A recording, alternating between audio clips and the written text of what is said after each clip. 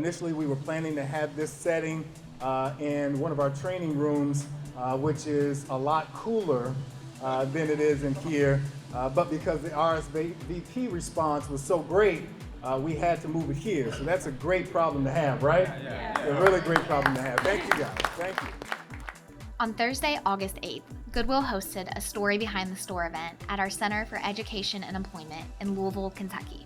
Community leaders had the opportunity to visit and speak with Amy Luttrell, President and CEO of Goodwill Industries of Kentucky. So the first thing I want to deal with is, why do we have those stores? If we have the mission to help people have the kind of life that they want to have through harnessing what we call the power of work, what does that have to do with running thrift stores? And some people might think, well, some people think we're not even a nonprofit. Some people think, well, you guys are a nonprofit that runs stores because that gives you money to carry out your mission. Well, that's partially true, but it's not totally true. I never describe our stores just as a fundraiser. They do make money, and every business has to do something that they make money at, right? You're not going to be around very long. But to me, the most important thing that our stores do for us is they create jobs.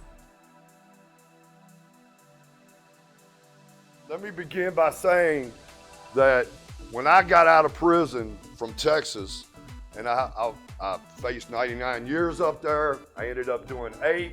I came back, and it was a program in Trimble County that made me what I am today, and that program was sponsored by Goodwill. And I asked myself the question, what the heck is Goodwill doing in this space? It didn't make sense to me because the Goodwill I knew received my donations when I dropped them off on Dixie Highway at the Shapley store. They sold those goods back to the community, and that was what Goodwill did.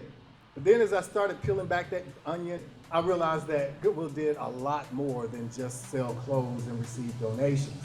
But the importance of our stores is, say if somebody has never had a job at all and they're 35 years old, or somebody hasn't worked in 10 years, or somebody is a little fragile emotionally because of some of the things they've been through and they need some extra supports. Goodwill may be a great place for them to start. So I want to talk to you about smart justice and fair justice and how Goodwill has helped us achieve smart justice. So we've taken those individuals who are in custody at their community correction center. Is a 1930s structure over here in the hospital district. We take individuals that are housed there, and they have an order to look for employment. We don't send them out in the community for 3 and 4 hours at a time anymore. No, 40 hours of training through Goodwill. They're going through the Soft Skills Academy. And those are the numbers you heard about. Almost 400 individuals since 2018 have been put through the Soft Skills Academy. That's incredible. Yeah.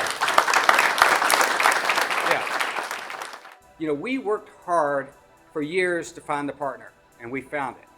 Where there's a will, there's a way. And there's no better way than the Goodwill way. I stayed with Goodwill because they said, we're going to help people, Tom, not only people with disadvantages or disabilities, we're going to help everyone that we can. So I thought, wow, all of a sudden I seen re-entry coming in the door.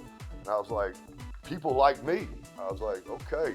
'Cause I lived a life of crime all the way until I went into prison in Texas at the age of 40. And it was all these tools that Goodwill had in this training to help me realize that I could do something better, that I had the ability to do it. And so I applied these tools. I started walking different, talking different, dressing different, and before I knew it, I found success. And we have many people in our workforce that have a disability, such as mental illness, addiction, a physical limitation, or they have other issues, like they have a criminal record, they have a lack of education, all of those kinds of things. That's actually who we recruit to go to work in our stores, because that's what we want to use those jobs for. We don't want to really compete with Walmart and McDonald's. We want to use our jobs to give people a chance to show what they can do and then help them move beyond us. So that's why we really have those stores.